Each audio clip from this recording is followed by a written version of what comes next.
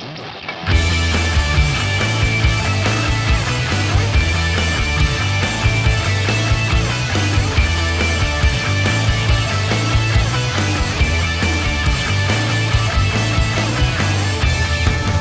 so now what we're gonna do is we're gonna go through a process that I like to refer to as walking the dog, or in this case, walking the drone. What Sean's gonna do is Sean's gonna raise the quadcopter up about 5 to 6 feet up in the air. Then he's gonna walk behind it and have the quadcopter move forward, move backwards, move left, move right, yaw to the left, yaw to the right. Now, since Sean is a first-time pilot and a new beginner, I'm telling him to do this, so this way it does a couple of things for him. One is it teaches him how to control his drone, and two, it teaches him how to operate his remote without overextending his operation. What I mean by that is pushing too hard to the left, pushing too hard to the right, giving too much throttle, or giving not enough throttle. These things are very important when flying a quadcopter. You have to remain in control of these devices at all times.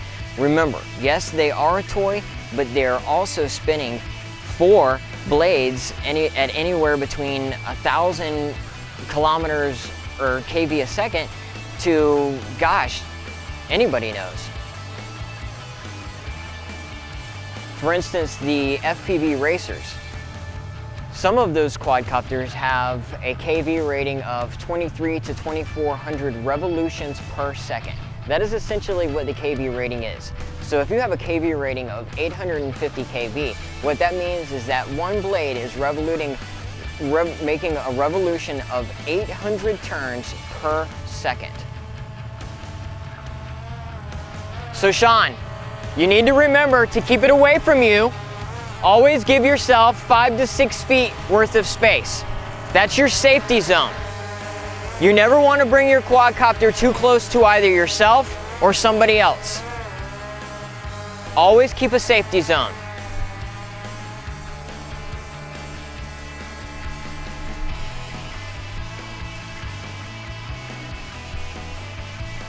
So what Sean's doing right now is essentially just getting used to the control movements. As with everything, a quadcopter has a huge learning curve.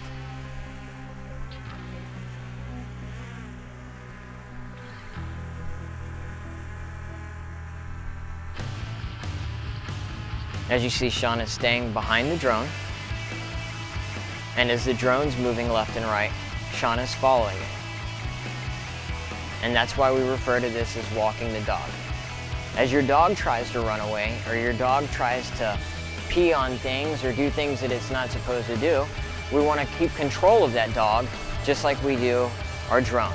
We never want to let our dog get away from us at any time. Our dog is dangerous just like our drone is dangerous.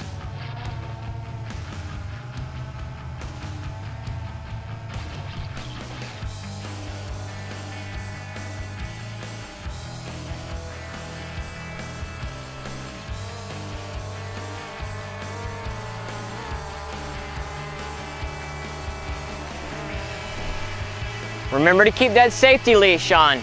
Not too close to yourself.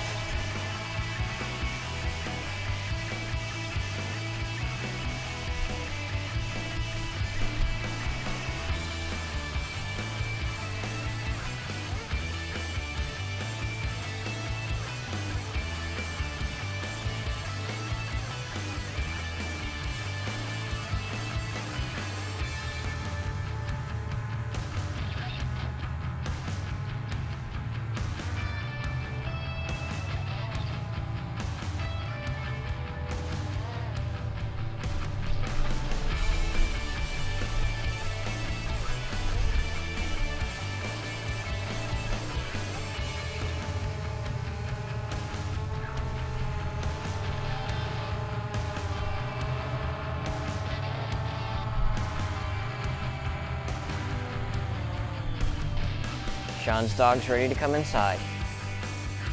Good job.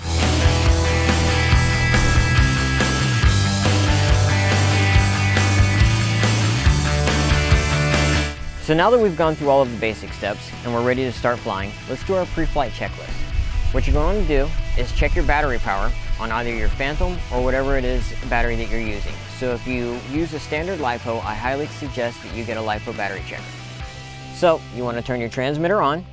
Always ensure that your transmitter is powered on first. Power up your quadcopter. And now what we're going to do is we're going to want to wait until we acquire a full GPS lock. How do we know that we have a full GPS lock? As you see, there's a light indicator here on the bottom of the quad. When they're flashing red, that means that you do not have full GPS lock. What that prevents you from doing is using your return to home function and flying at a stable flight as the GPS offers. And until you have that full green GPS lock, as we do right now, you do not want to fly and you want to wait.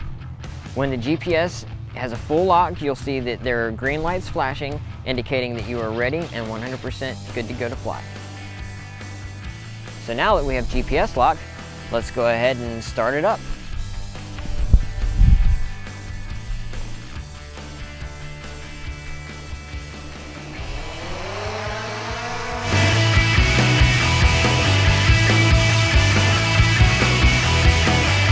So now that we've gone from the DJI Phantom, let's take a look at a more advanced quadcopter, the Mini Racers, in which I was telling you about earlier.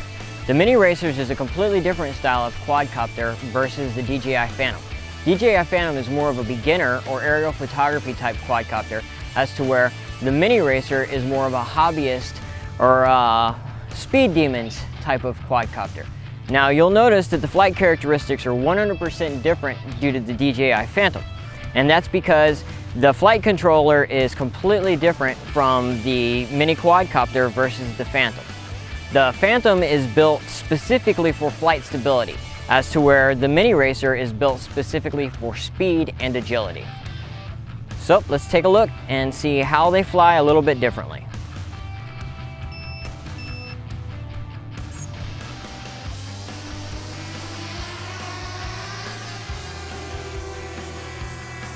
So you'll notice there are flight characteristics similar, as in it's got flight stability, but also what you'll notice immediately is if I give this guy a little bit of throttle, as to where the Phantom would just kind of float up, this is not like that. Let's give this guy some throttle and see what she can do.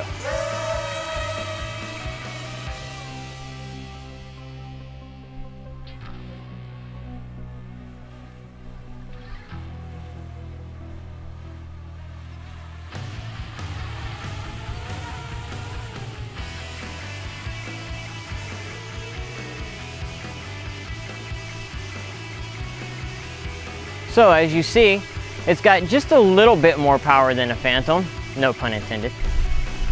So let's give it a little bit of forward thrust and do a little comparison there.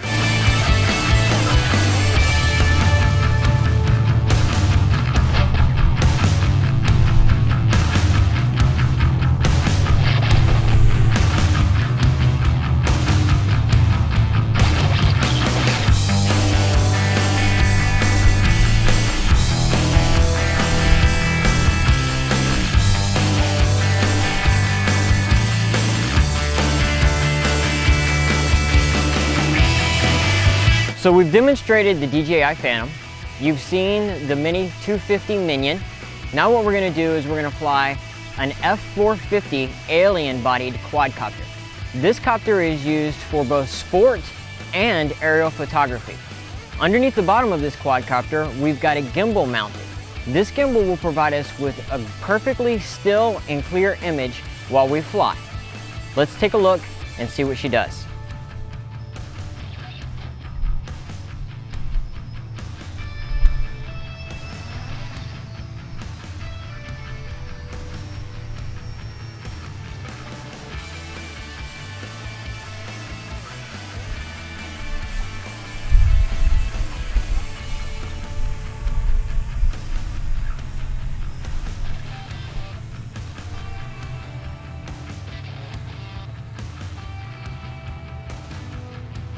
Now, as you'll notice through the video footage, that you've got a perfectly clear and stable image, even if the quadcopter itself is being tossed around by the air or the wind or whatever outside forces there may be affecting your quadcopter.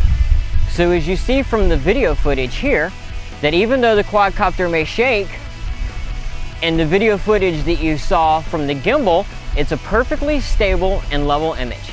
So we'll shake forward and backwards, left and right, and you'll notice that in the image that you see, the image is absolutely perfectly still and a beautiful quality image. That is why many people choose the F450 style frame. It's a great frame, it's inexpensive, and it's easy to build and easy to start on.